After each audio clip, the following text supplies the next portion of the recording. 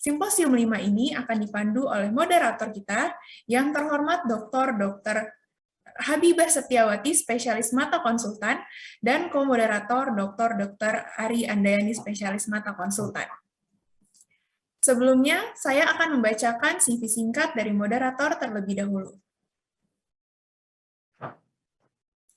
Dr. Habibah Setiawati, spesialis mata konsultan, mendapatkan gelar dokter umum, spesialis mata, dan studi doktoral S3 beliau dari Fakultas Kedokteran Universitas Hasanuddin Makassar. Beliau juga melakukan banyak sekali penelitian dan publikasi, baik di jurnal nasional maupun jurnal internasional. Beliau pernah menjabat sebagai Ketua Departemen Ilmu Kesehatan Mata di FK Unhas, Kepala Perdami Sulawesi Selatan selama 2 periode, tahun 2013 sampai dengan 2019, Seksi Koordinator Pencegahan Kebutaan Non-Katarak Perdami 2019 sampai dengan 2022, dan penerima penghargaan luar biasa dari Asia Pacific Academy of Ophthalmology pada tahun 2015. Baiklah, tanpa memperpanjang waktu, kepada Dr. Habibah kami persilakan untuk memimpin dari Simposium 5 ini. Terima kasih. Ya. Terima kasih Dr. Nadia. Ini Dr. Nadia Salsabila ya, kita punya dua Dr. Nadia ini hari ini. Bismillahirrahmanirrahim, selamat siang. Assalamualaikum warahmatullahi wabarakatuh. Salam sejahtera buat kita semua. Selamat datang di webinar Medical Studium Generale PBID Perdami di bidang vitreoretina. Saya Dr. Habibah Muhyiddin sebagai moderator yang akan bersama-sama dengan Dr. Ari Andayani sebagai akan memandu acara ini. INAVRS itu adalah asosiasi seminat dokter mata vitreoretina, memilih topik tentang diabetik retinopati, yaitu kelainan mata yang merupakan komplikasi dari DM yang bisa menyebabkan kebutaan.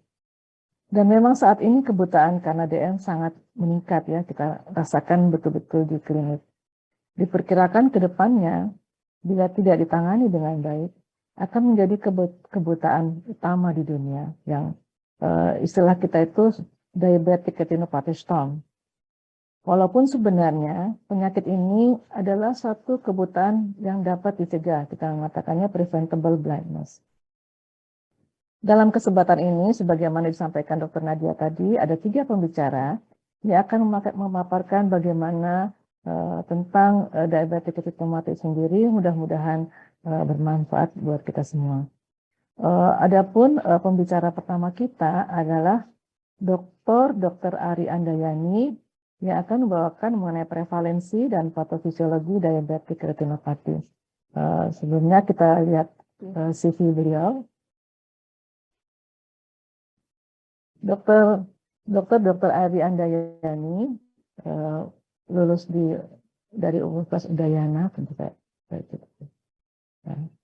Kedokterannya maupun pendidikan SP-nya dan S3-nya di FK Universitas Udayana. Kemudian beliau adalah dokter dari Dinkes Provinsi, pernah bertugas di Banten. Kemudian sekarang adalah bertugas di FK Udayana dan Rumah Sakit Sangla. Beliau adalah sampai sekarang adalah Kepala Divisi Vitreoretina KSN IKA Mata Universitas Udayana dan Rumah Sakit Sangla. Silakan Dr. Ari Andayani, waktu yang tepat kami sediakan. Silakan untuk presentasinya. Baik. Terima kasih pada moderator. Terima kasih juga saya ucapkan pada Ketua Seminat INAVRS dan Ketua Panitia Webinar Stadium General ID atas kesempatan yang diberikan pada saya. Selamat siang para peserta webinar yang sudah berkenan untuk menyimak acara ini. Hari ini saya mendapatkan tugas untuk membawakan mengenai prevalensi dan patofisiologi diabetes retinopati.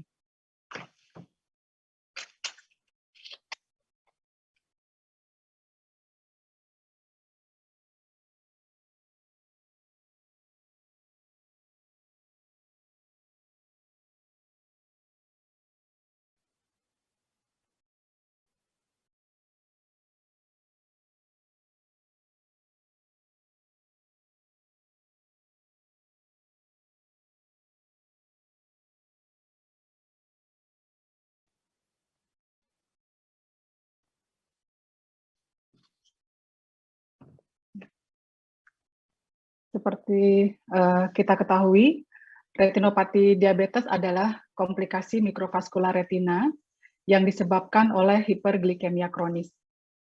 Retinopati diabetes sendiri adalah penyebab utama gangguan penglihatan yang parah dan dapat menyebabkan kebutaan yang bersifat irreversibel pada usia produktif.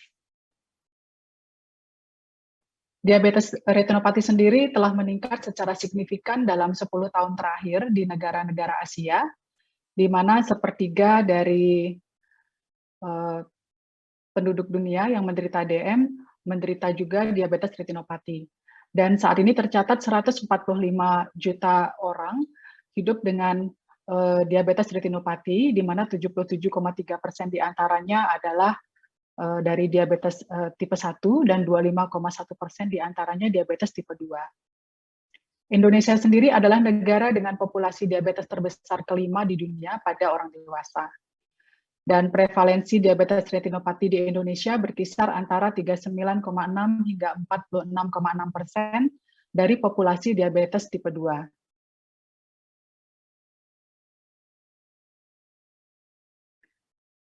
Seperti yang kita ketahui, retina itu adalah lapisan yang sangat tipis di bagian belakang bola mata yang terdiri dari sel rod and cone yang berfungsi mengubah cahaya menjadi sinyal saraf dan memiliki peran penting dalam persepsi visual retina.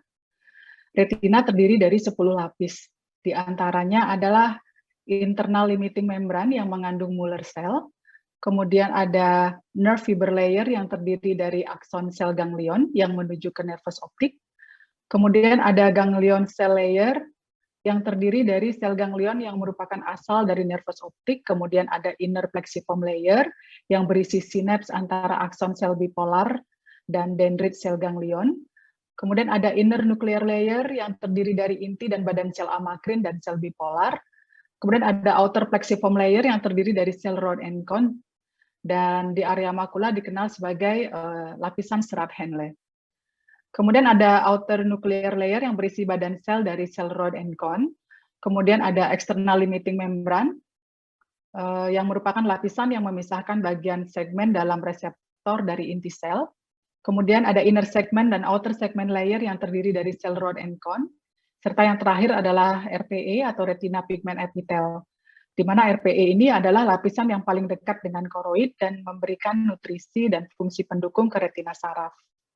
RPE banyak mengandung melanin untuk mencegah pantulan cahaya ke seluruh bola mata, sehingga RPE ini sangat penting untuk memfokuskan suatu cahaya atau benda. 4 lapisan luar mendapatkan nutrisi dari koriokapilaris, dan 6 lapisan dalam mendapatkan nutrisi dari arteri retina sentral. Jaringan kapiler sendiri terdiri dari atau terdapat di sebagian besar fundus ekstramakula yang dapat dibagi menjadi superficial dan dalam. Jaringan kapiler superficial terletak pada tingkat nerve fiber layer, dan jaringan kapiler dalam terletak di antara lapisan inner nuclear layer dan outer plexiform layer. Dan sedangkan makula sendiri menerima suplai darah dari cabang superior dan inferior dari arteri retina sentral. Blood retina barrier sendiri atau yang disingkat BRB memisahkan retina neurosensori dari komponen vaskular mata. BRB sendiri terdiri dari 2 lapis, yaitu inner BRB dan outer BRB.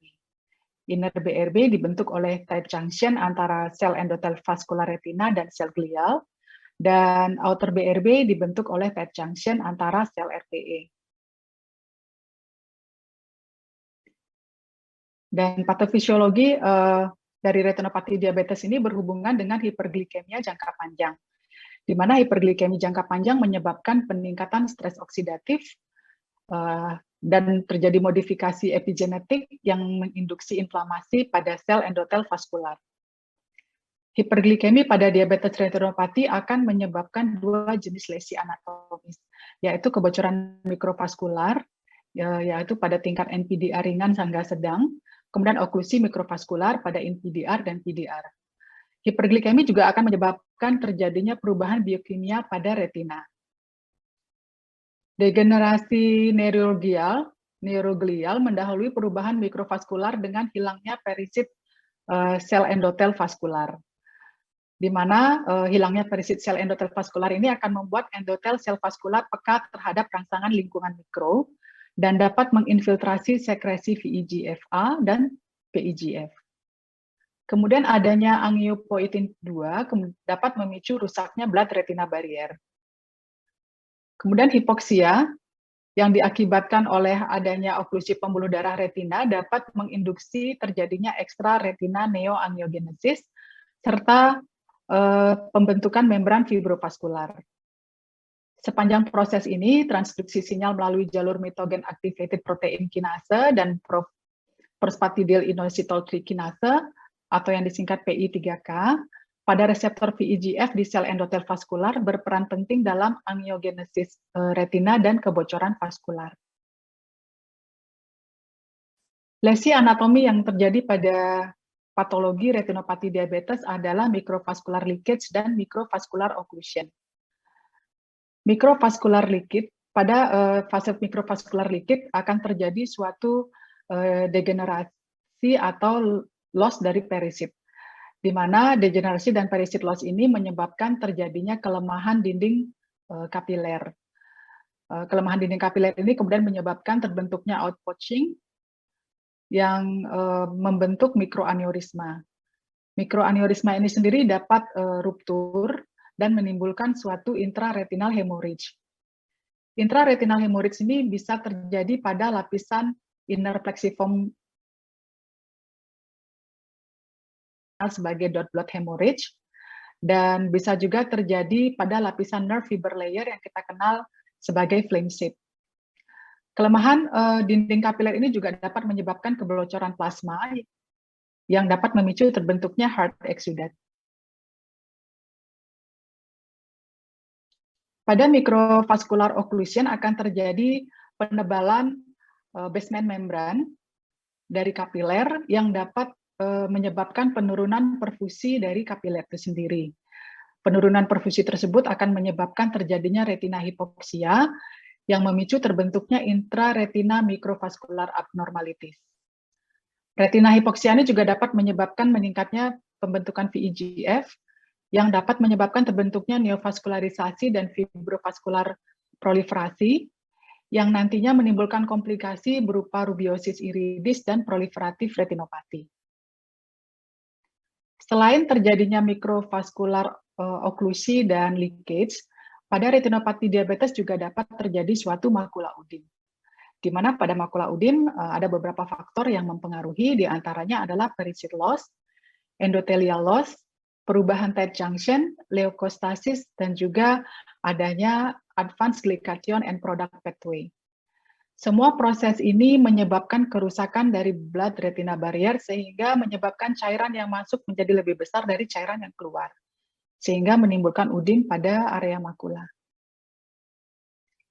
Leukostasis itu sendiri adalah suatu sumbatan leukosit pada mikrovaskular, di mana peradangan dan peningkatan ekspresi dari molekul adesi di retina meningkatkan leukostasis, di mana leukosit itu sendiri bersirkulasi menempel pada sel endotel pembuluh darah dan bertransmigrasi ke dalam jaringan.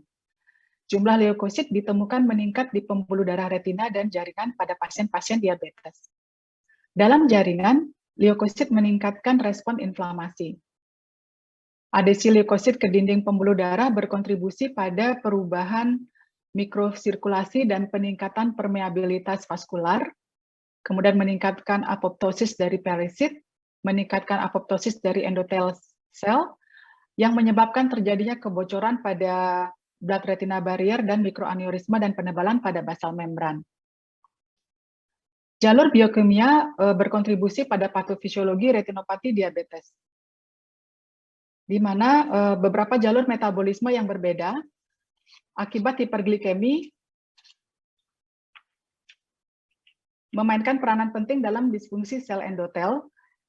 Di antaranya adalah stres oksidatif yang dapat mengaktifkan reaktif oksigen spesies dan AGE, kemudian ada aktivasi protein kinase, ada polyol pathway, dan juga ada sistem renin-angiotensin. Menyebabkan terjadinya iskemik retina dan disfungsi blood flow, di mana retina iskemik menyebabkan peningkatan VEGF, peningkatan hipoksia inducible factor 1, dan peningkatan insulin-like growth factor.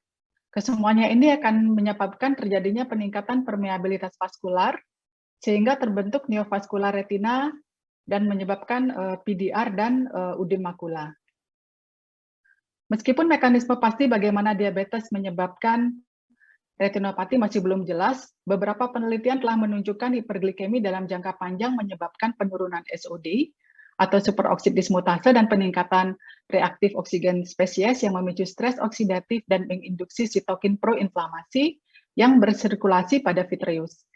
Stres oksidatif pada hiperglikemi dianggap sebagai hubungan kausal antara peningkatan glukosa dan kelainan metabolik lain yang penting dalam perkembangan komplikasi diabetes.